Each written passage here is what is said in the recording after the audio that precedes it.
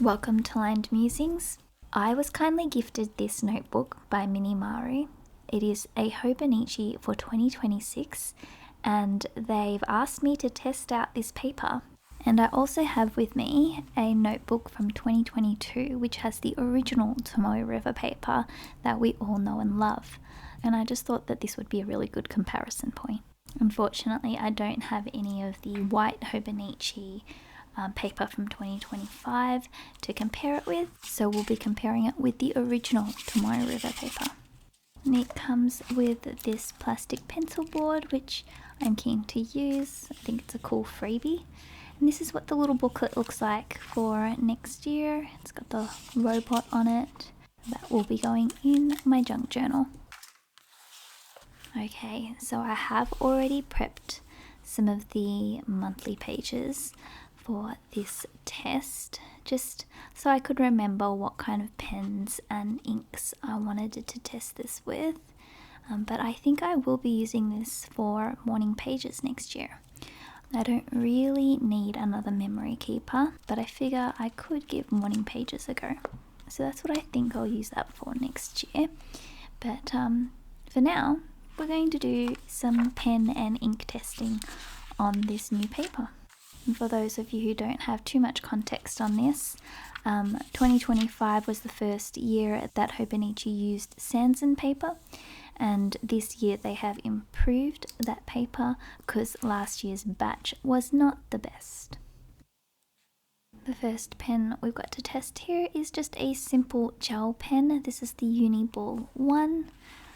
I use this pen predominantly in my Hobonichi weeks. Sometimes I interchange it with the Muji 0.38. Just depends on how I feel or what I've got around at home.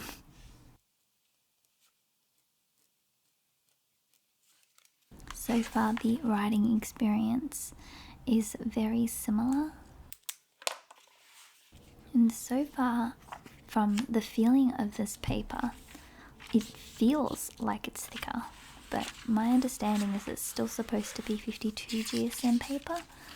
I'm not sure if they've increased the thickness, but it does feel and look a little bit thicker than the original Tomoe River paper. Okay, next up we have the Tombow Fudenosuke pen, and this is in the hard tip. I use this one generally for highlighting the significant event of the day in my weeks, and also just in my journals. It is my main black marker for headings and accented, I guess, text. I've seen people do some amazing hand lettering with this pen and also the soft tip pen.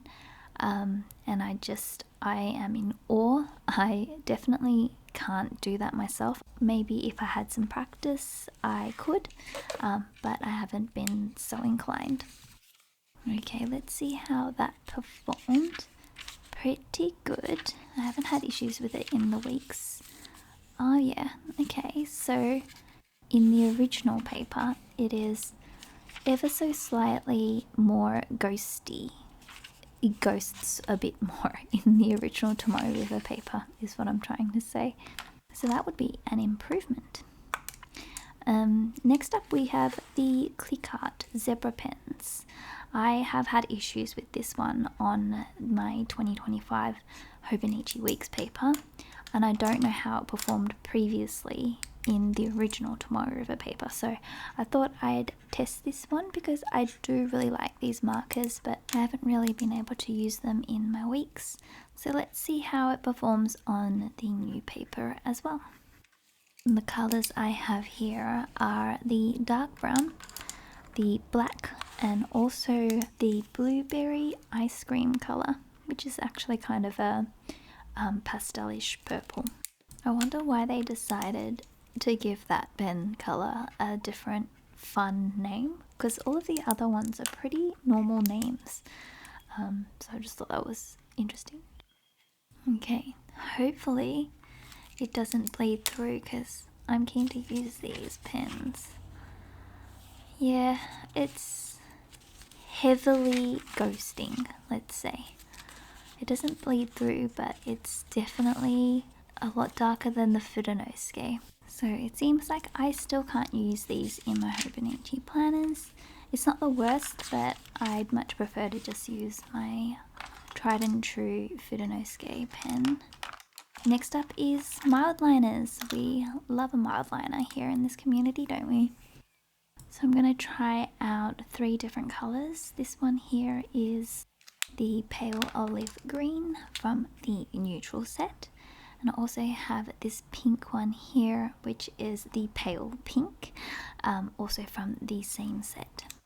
I also have this darker shade, or more prominent shade I should say. It's kind of like an orangey yellow. Just wanted something that was a little bit kind of a stronger colour to test on this paper.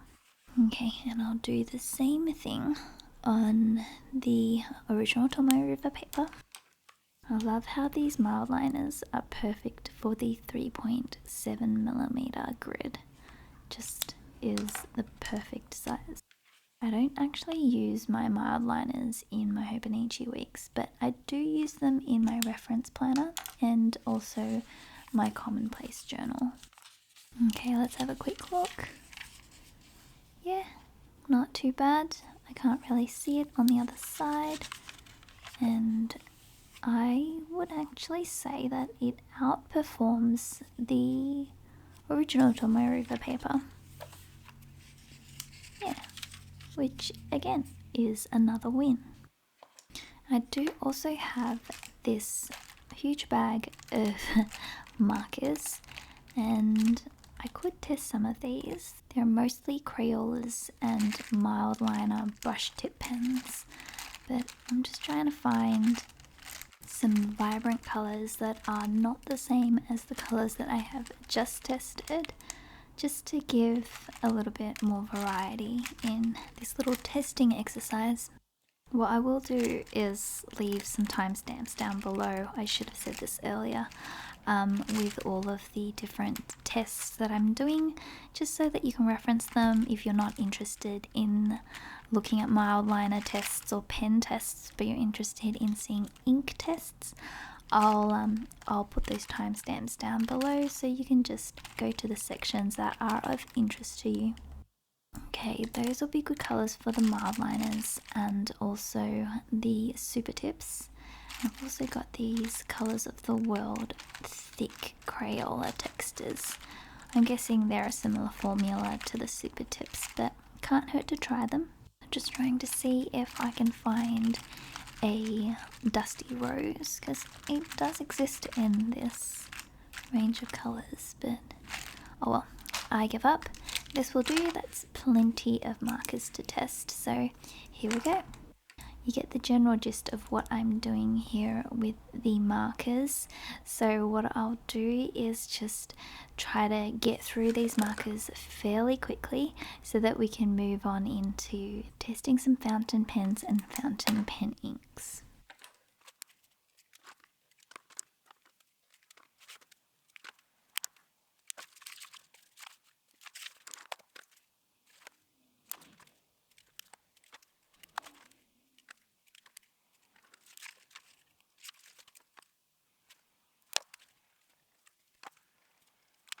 Okay, so Crayolas tested and mild liners as well, and as expected it is not bleeding through, and there's also hardly any ghosting, which is amazing.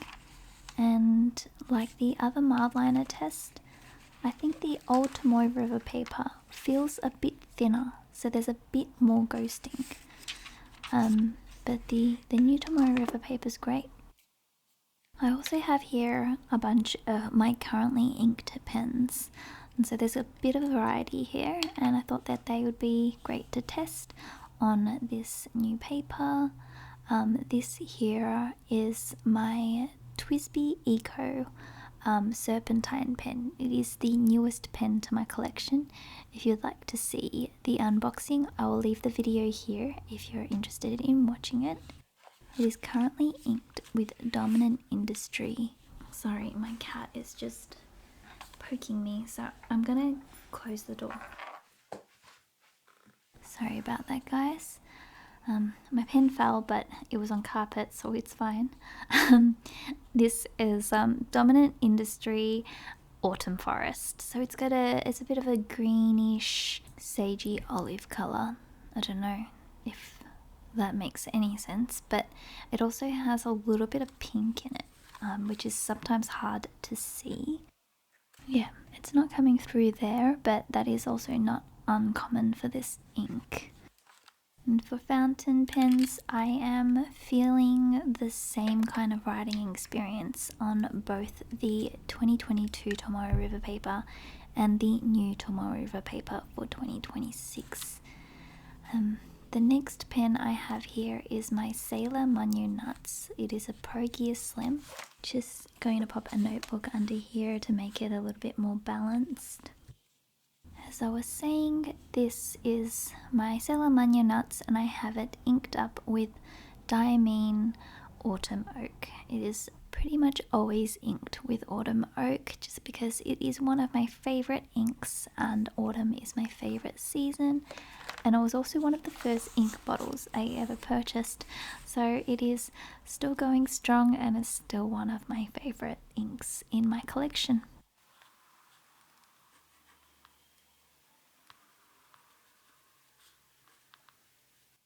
And some little figure eights or S's, whatever you want to call them, for good measure.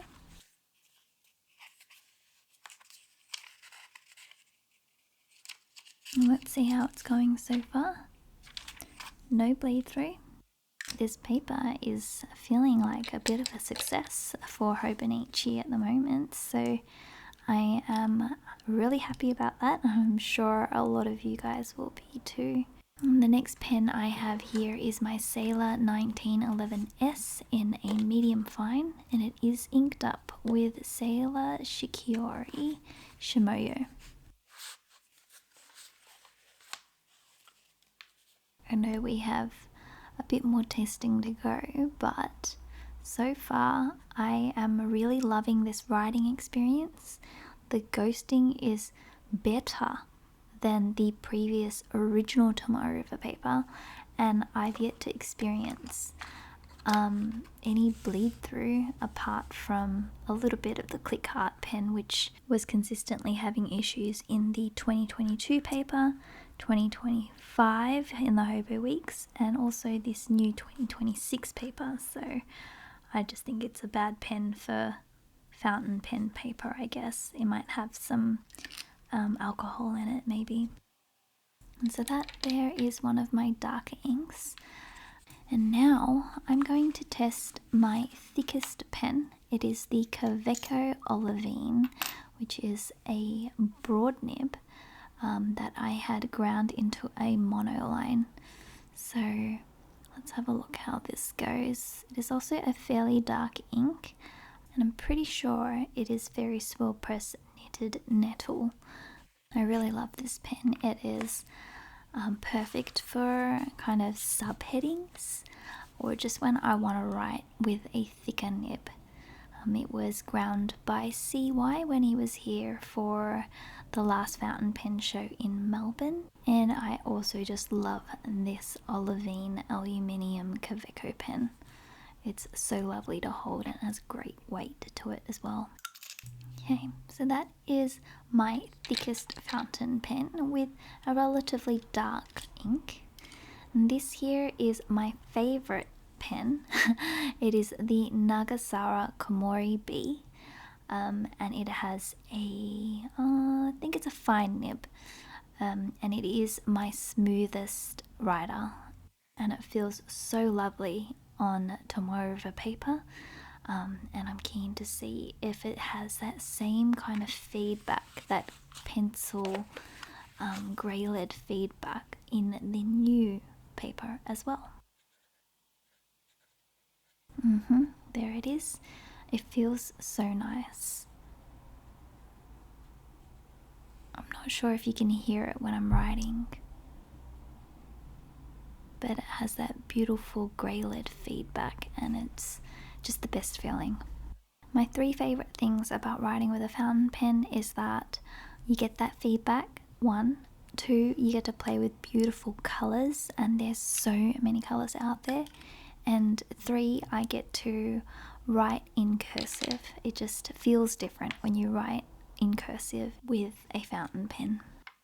And another one of the newer additions to my collection is this Esterbrook SD. It is the Jurassic colour, which is kind of like one of my favourite minerals, which is fluorite. Anyway, I'll pop the unboxing video here for you. I currently have this one inked up with Sailor Ink Studio 224, which is a purplish green colour. It is the perfect ink for this pen, probably second to 462. But anyway, I digress. These are my fountain pen ink tests, and they're all looking pretty good. The only one that is showing a bit more ghosting is the Olivine pen, which is a broader nib, so I guess it's kind of expected. And on the other page, we're seeing very minimal ghosting. So that is amazing. Let's have a look how that compares with the original Tomoe River paper. Looks like it's performed pretty much the same.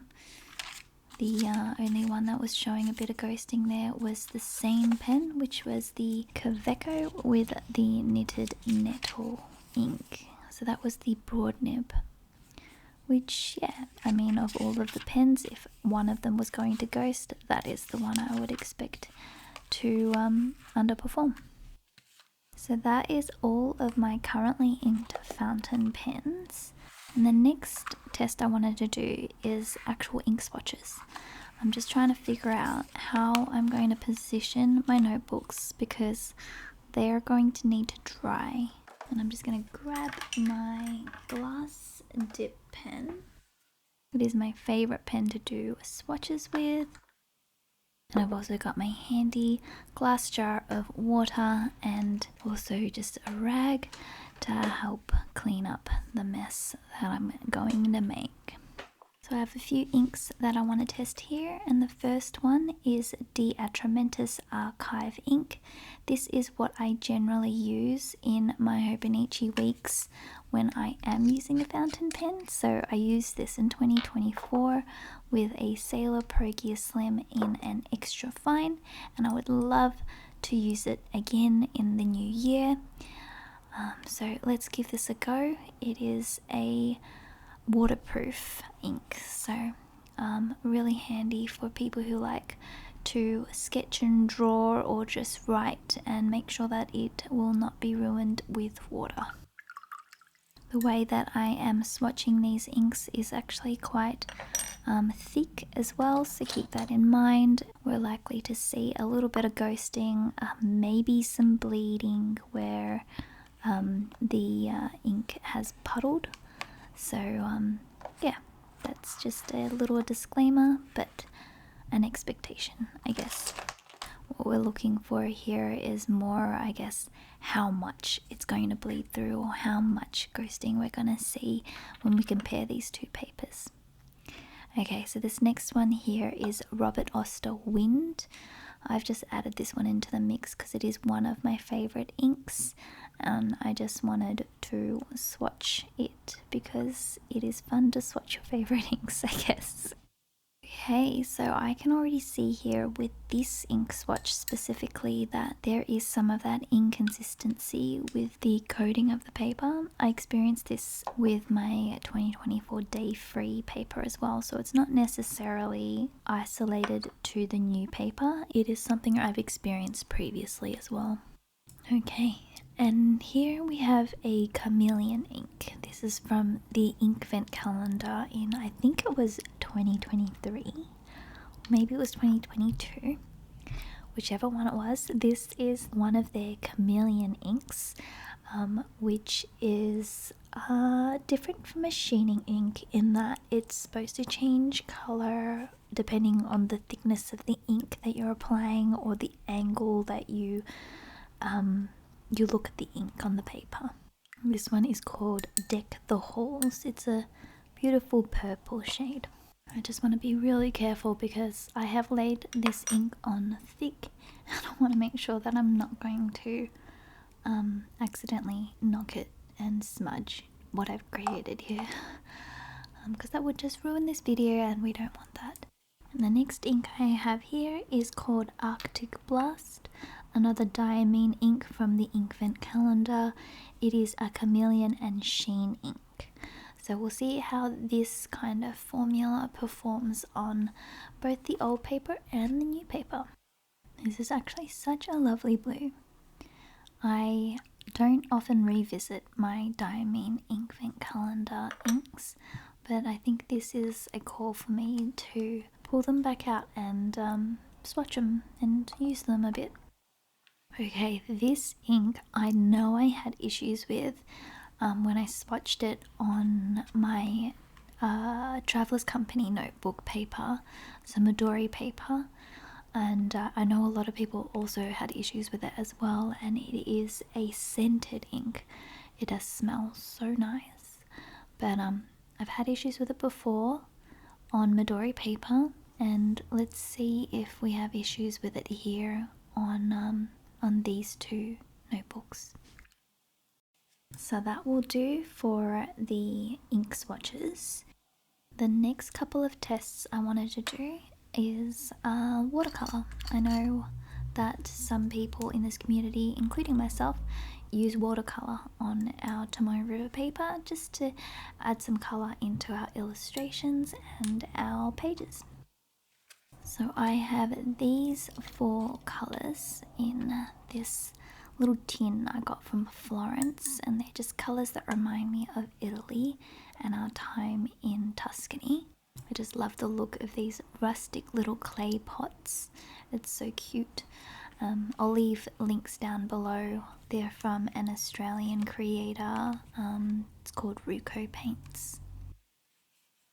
And that just glides on beautifully. It is a little bit thick, a little bit dry, but that'll do the job for this test. I'm really trying hard not to ruin any of these inks that are still drying. I think I've done a good job of it so far. That is a really lovely shade of green. I believe this one is called Lake. I really love this little tin, and the colours I've chosen. It's just been a great souvenir, and it really does remind me of the beautiful colours of Tuscany.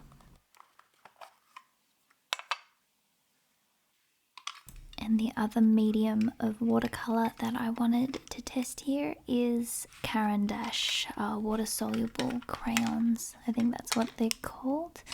I don't use these too regularly. I have a whole bunch of colours, but we're going to test out this purple one.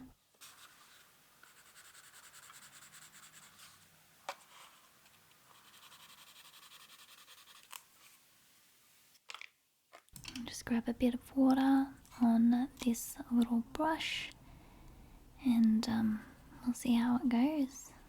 It's a pretty cool effect.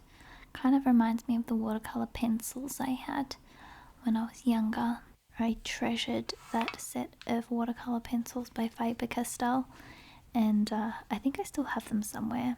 I should actually grab them and make sure I use them, because that's what they're there for, and I'm trying to use more and spend less in this upcoming year. So I was also asked to do a rubber stamp test, so I am just going to use this cute little Eileen tie rubber stamp. It's a little bigger than the square, but that's fine, or I could do it in the corner. Now I'm just going to follow the order of the squares. I am using the black ink pad by Shachihara. I think this is one of the most popular and common ink pads in the community, so let's see how it performs. I'm pretty sure in general there is quite a bit of ghosting when it comes to stamps on Hobonichi paper, but what we're looking for here is that it doesn't bleed through. Oh, there's not enough support here, so I'm just going to use my hand. Okay, all done, and I am just going to pop that away so I don't have any mishaps, because that has happened before.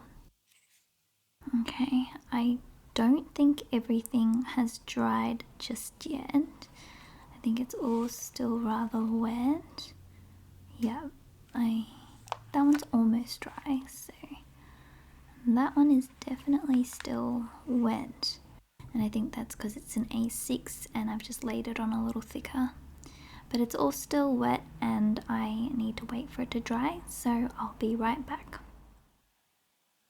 Okay, the inks are pretty much dry now. If anything, the Black Deer Trementis is still a little bit wet, but I think we are good to start turning some pages here and see if there's any ghosting and bleeding. So recap, we have some pens and markers at the top, my fountain pen tests on the second row, and ink swatches and watercolour at the bottom there. And so let's have a look. That is not too bad.